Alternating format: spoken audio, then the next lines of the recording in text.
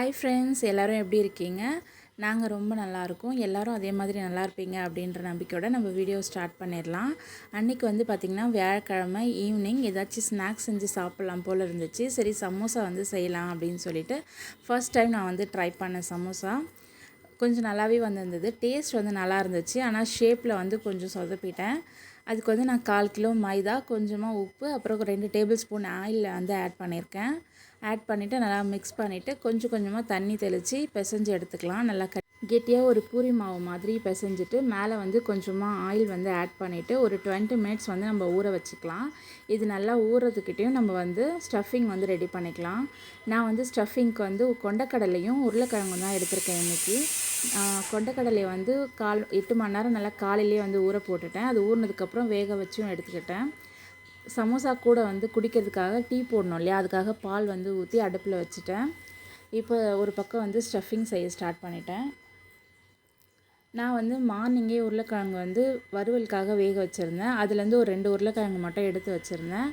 அதை வந்து இதில் ஆட் பண்ணிக்கலாம் அப்படின்னு சொல்லிட்டு இப்போ வந்து ஸ்டஃபிங்க்கு நான் வந்து கடாயில் எண்ணெய் ஊற்றிட்டேன். எண்ணெய் ஊற்றிட்டு கொஞ்சமாக வந்து ஜீரகம் சேர்த்துட்டு இஞ்சி வந்து துருவிட்டு ஆட் பண்ணிக்கிறேன். கட் பண்ணுறதோட துருவிட்டு ஆட் பண்ணும்போது சாப்பிடும்பொழுது நம்மளுக்கு அது வந்து கடிப்படாது. கூடவே வந்து ஃபைனாக சாப் பண்ண பூண்டு வந்து ஆட் பண்ணிக்கிட்டேன்.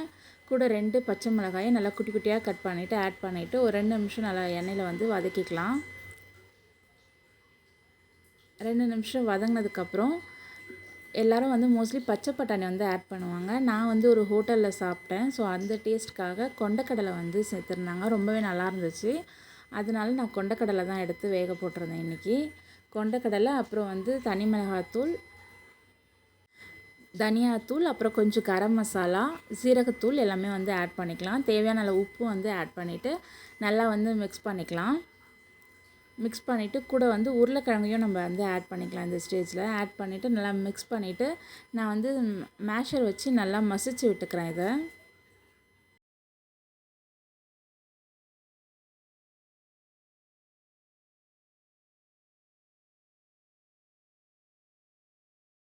நல்லா மசிச்சுட்டு இப்போ வந்து கொஞ்சமாக கொத்தமல்லி தழையும் ஒரு 2 ட்ராப்ஸ் வந்து எலுமிச்சைப்பழ ஜூஸும் வந்து ஆட் பண்ணிக்கலாம். ஒரு புளிப்பு சுவைக்காக. உங்கள்கிட்ட ஆம்ச்சூர் பொடி இருந்துச்சுன்னா அதையும் கூட நீங்கள் ஆட் பண்ணிக்கலாம். இப்போ வந்து ஸ்டஃபிங் வந்து ரெடி ஆகிடுச்சு. நான் அந்த கடாயிலேருந்து மாற்றிட்டு அதே கடாயில் எண்ணெய் வந்து ஊற்றி காய வச்சுக்கிறேன். அது காயறதுக்குள்ளே நம்ம இங்கே வந்து சமோசா வந்து திரட்ட ஸ்டார்ட் பண்ணிடலாம். சின்ன சின்ன பால்ஸாக வந்து உருட்டிட்டு அதை வந்து நல்லா திரட்டி எடுத்துகிட்டு ஆஃபாக கட் பண்ணிவிட்டு நம்ம வந்து சமோசா மாதிரி வந்து மடிச்சுக்கலாம். எனக்கு வந்து ஃபஸ்ட்டு வந்து வரல, எந்த மாதிரி மடிக்கிறதுனே தெரியல. நான் ஃபுல்லாக மடித்து பார்த்துட்டு ஒரு 3 வந்து பார்த்திங்கன்னா கொஞ்சம் டிஃப்ரெண்ட்டான ஒரு ஷேப்பில் தான் வந்துச்சு. 4th ஒன் தான் நானே வந்து அதை கண்டுபிடிச்சி ஒரு ஷேப் கொண்டு வந்துட்டேன். ஃபர்ஸ்ட் டைம் அப்படின்றதுனால எனக்கு ஷேப் வந்து வரலை. எந்த பக்கம் எப்படி மடிக்கிறது அப்படிங்கிறதே கொஞ்சம் கன்ஃபியூஷனாக இருந்துச்சு. ப்ளஸ் நான் என்ன பண்ணேன்னா மைதா பேஸ்ட்லாம் வந்து ரெடி பண்ணேன். மைதா மாவில் கொஞ்சமாக தண்ணி ஊற்றி கரைச்சிலாம் வச்சுருந்தேன். ஆனால் வந்து மைதா மாவாக இருக்கும், அப்படியே ஒட்டுதே, நல்லா தானே ஒட்டுது, பிரியாது அப்படின்ட்டு நான் அப்படியே வந்து விட்டுட்டேன். அதை தடவாமல் 1த்துக்கோ 2த்துக்கோ தான் தடவினேன். மற்றபடி எல்லாத்தையுமே வந்து அப்படியே ப்ரெஸ் பண்ணி இது பண்ணி வச்சுட்டேன். அதனால் வந்து எண்ணெயில் போட்டோன்னே அது பிரிஞ்சு வந்துருச்சு. கண்டிப்பாக வந்து அந்த மைதா பேஸ்ட்டு தடவிருந்தோம் அப்படின்னா அது வந்து பிரியாமல் நல்லா சூப்பராக வந்திருக்கும். என்னோடய சமோசாவில் எல்லா சமோசாவும் வந்து கொஞ்சம் பிரிஞ்சிருச்சு.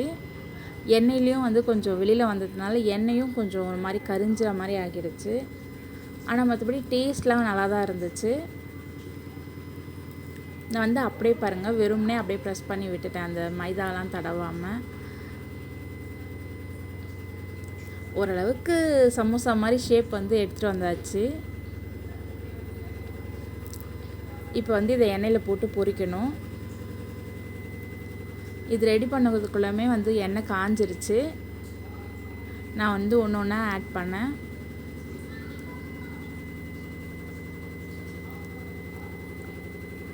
போடும்போது நல்லா தான் இருந்துச்சு. போட்டு கொஞ்சம் பொரிஞ்சு வரும்பொழுது அது வந்து பிரிஞ்சிக்கிட்டு வந்துருச்சு. ஓகே, ஃபஸ்ட் டைம் தானே அப்படிங்கிறதுனால நானும் வந்து வீட்லேயும் அட்ஜஸ்ட் பண்ணி சாப்பிட்டாங்க. ஆனால் இது பொரியறதுக்கு பார்த்திங்கன்னா ஒரு 15 மினிட்ஸ் கண்டிப்பாக ஆகுது. நல்லா கலர் சேஞ்ச் ஆகிறதுக்கு. மீடியம் ஃப்ளேமில் வச்சு தான் பொரிக்கணும். அப்போ தான் வந்து நல்லா கிறிஸ்பியாக சூப்பராக இருக்குது. பொரித்து எடுத்து ஒரு வழியாக வந்து சாப்பிட்டு முடிச்சாச்சு. சாப்பிட்டு முடிச்சுட்டு காலையில் வாங்கிட்டு வந்திருந்த வெஜிடபிள்ஸ்லாம் அப்படியே இருந்துச்சு. அம்மா தான் வந்து மார்க்கெட் போயிட்டு எல்லாமே வாங்கிட்டு வந்திருந்தாங்க. மிளகா தனியாலாம் வந்து பார்த்திங்கன்னா சுத்தமாக மிளகாத்தூளே வந்து காலி ஆகிடுச்சு. அதனால் மிளகா தனியா, மளிகை சாமான் எல்லாமே வந்து வாங்கிட்டு வந்திருந்தாங்க. அது எல்லாத்தையுமே எடுத்து வைக்கலான்னு சொல்லிவிட்டு அதை தான் வந்து எடுத்து வச்சிட்ருக்கேன். ரோட்டில் வந்து மாம்பழம் விற்றுட்டு போனாங்க. சரி அது வாங்கலான்னு சொல்லி வாங்கினோம். அது வந்து வெயிலே வச்சு எடுத்துகிட்டு போனதுனாலையா விற்றதுனால என்னன்னு தெரியல, கொஞ்சம் வந்து ஒரு மாம்பழம் வந்து கொஞ்சம் வெம்பி போன மாதிரி இருந்துச்சு. சரி அதையும் வந்து கவர்லேருந்து பிரித்து எடுத்து எல்லாத்தையும் வச்சுட்டேன்.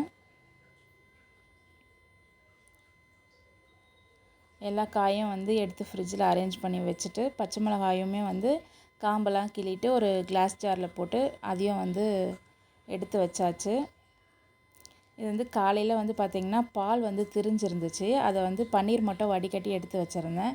சரி அதை வந்து பாப்பாங்களுக்கு ரசகுல்லா மாதிரி செஞ்சு கொடுக்கலாம் அப்படின்ட்டு ரசகுல்லா வந்து ரெடி பண்ணி வச்சுட்டேன். அன்றைக்கி வந்து கொடுக்கல, மறுநாள் தான் வந்து அதை கொடுக்கலாம் அப்படின்னு சொல்லிட்டு அப்படியே வந்து இருந்த பாத்திரம் எல்லாத்தையுமே வந்து வாஷ் பண்ணிட்டேன். அம்மா தான் வந்து அன்றைக்கி டிஃபன் வேலை பார்த்தாங்க. நல்லா வாஷ் பண்ணிவிட்டு வீடியோ வந்து நல்லா பெருக்கிட்டு மாப் போட்டாச்சு. மாப் போட்டு முடிச்சுட்டு பூஜை சாமான்லாமும் வந்து கழுவிட்டேன். அன்றைக்கி கழுவிட்டு நான் வந்து என்ன பிளான் பண்ணியிருந்தேன்னா, பிரம்ம முகூர்த்த விளக்கு வந்து ஏற்றலாம் அப்படின்னு சொல்லிட்டு ஃப்ரைடேலேருந்து நம்ம ஸ்டார்ட் பண்ணலாம் அப்படின்னு சொல்லி தான் பிளான் பண்ணி நான் எல்லா வேலையும் வந்து குயிக்காக முடிச்சுட்டு அப்போயுமே வந்து குங்கும மஞ்சள் எல்லாமே வந்து வச்சுட்டேன்.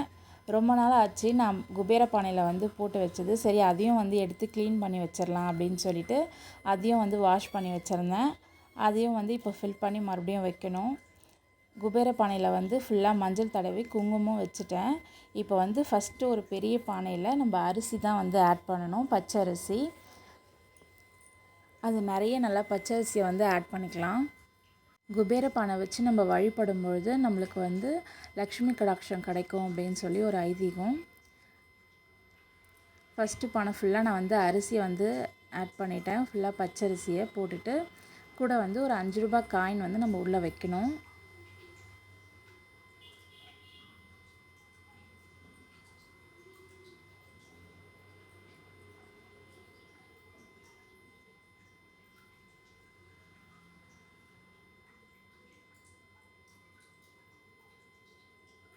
இந்த பானைக்கு வந்து பச்சை கலர் பெயிண்ட் கூட நம்ம வந்து அடித்து வைக்கலாம். ஏன்னா குபேரருக்கு வந்து உகந்த கலர் வந்து பச்சை அப்படிங்கிறதுனால நான் வந்து வெறும் மஞ்சள் மட்டும் இப்போதைக்கு நான் வந்து பூசி அப்படி தான் நான் வந்து வச்சுருக்கேன். 2வது பானையை வந்து வச்சு அது ஃபுல்லாக வந்து துவரம்பருப்பு வந்து ஆட் பண்ணிக்கணும். ஆட் பண்ணிவிட்டு அதில் வந்து ஒரு 5 ரூபாய் காயின் வந்து வச்சுக்கலாம். அப்புறம் 3வது பானை அதோட கொஞ்சம் சின்னதாக வச்சுட்டு அதில் வந்து நம்ம ஒரு அரை அளவுக்கு உப்பு வந்து ஆட் பண்ணணும்.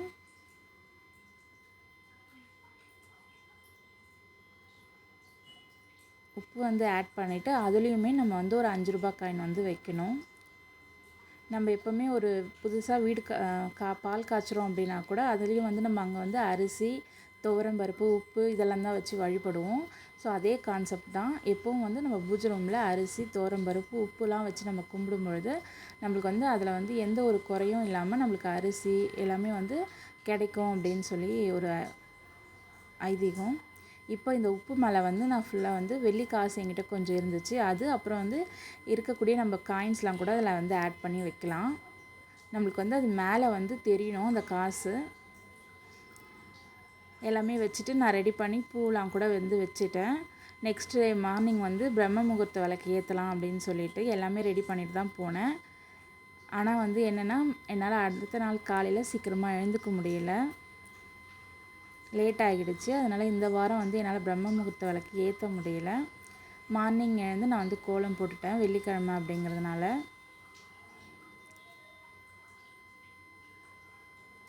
சரி நம்ம நெக்ஸ்ட் வீக்லேருந்து கண்டிப்பாக வந்து பிரம்ம முகூர்த்த விளக்கு ஏற்றலாம் அப்படின்னு சொல்லி நான் பிளான் பண்ணியிருக்கேன். சடனாக எனக்கு வந்து தோணுச்சு, சரி நாளையிலேருந்து நம்ம செய்யலாம் அப்படின்னு சொல்லிட்டு. அதுக்கு முன்னாடி நாள் தான், அதனால தான் நான் வந்து கொஞ்சம் குங்கும மஞ்சள்லாம் வச்சு எல்லாமே ரெடி பண்ணேன். பட் என்னன்னு தெரில, என்னால் எழுந்துக்க முடியல. இப்போ வந்து ஸ்கூல் லீவு அப்படிங்கிறதுனால டெய்லி 7 o'clock எழுந்து பழகிட்டதுனால என்னால் திடீர்னு வந்து எழுந்துக்க முடியல. கண்டிப்பாக நெக்ஸ்ட் வீக்லேருந்து ட்ரை பண்ணி எழுந்து நான் வந்து விளக்கேற்றணும் அப்படின்ட்டு ஒரு பிளானில் இருக்கேன். உருளையும் வந்து டெக்கரேட் பண்ணி எடுத்துகிட்டு போய் வாசலில் வைக்கணும்.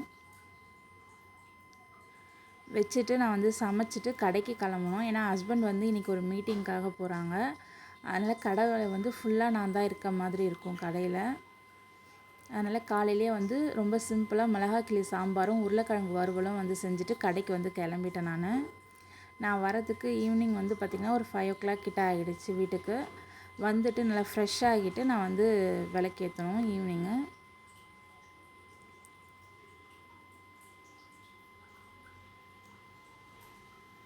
எனக்கு வந்து மனசுக்குள்ளே கொஞ்சம் கஷ்டமாகவே இருந்துச்சு. நம்ம வந்து இன்றைக்கி சீக்கிரமாக எழுந்து பிரம்ம முகூர்த்த விளக்கு ஏற்றணும் அப்படின்னு சொல்லிட்டு என்னால் அது வந்து முடியலன்னும் பொழுது ஒரு மாதிரி கொஞ்சம் வந்து கஷ்டமாக தான் இருந்துச்சு. சரி, அடுத்த வீக்லேருந்து கண்டிப்பாக ஏற்றலாம் அப்படின்ட்டு இருக்கேன். உங்களில் யார் யாரெல்லாம் வந்து பிரம்ம முகூர்த்த விளக்கு ஏற்றிட்டுருக்கீங்க அப்படிங்கிறத மறக்காமல் கமெண்ட் பண்ணுங்கள். ஈவினிங் வந்துட்டு கந்த சஷ்டி கவசம் வச்சுட்டு நான் போய் விளக்கு ஏற்றுறதுக்காக ஸ்டார்ட் பண்ணிட்டேன். ஃப்ரெஷ் ஆகிட்டு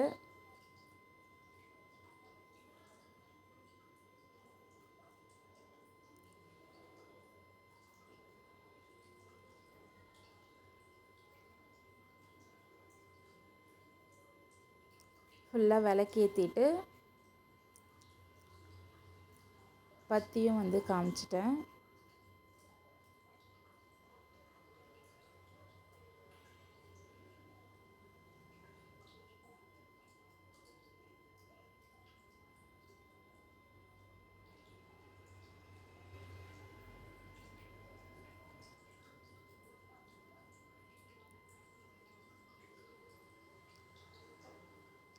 மணி அடிக்கும்போதெல்லாம் கரெக்டாக வந்து பாப்பா வந்துடுவா. எங்கே இருந்தாலுமே வந்து சாமி கும்பிட்றதுக்கு வந்துடுவாங்க. அவங்க வந்து மணி அடிக்கிறேன்னு சொல்லி மணியும் வாங்கிப்பாங்க.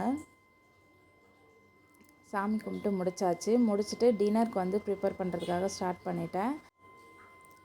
டின்னருக்கு வந்து பார்த்திங்கன்னா வேர்க்கடலை சட்னியும் இட்லியும் தான் செய்ய போகிறேன். தேங்காய் உடைக்கும் போதே வந்து பாப்பா வந்தால் தேங்காய் தண்ணி வேணும்னு சொல்லிவிட்டு தேங்காய் தண்ணி வந்து நான் இன்றைக்கி கொடுக்கல. தேங்காய் மட்டும் வேணும் அப்படின்னு சொல்லிவிட்டு அப்புறம் எடுத்துகிட்டு போயிட்டாங்க.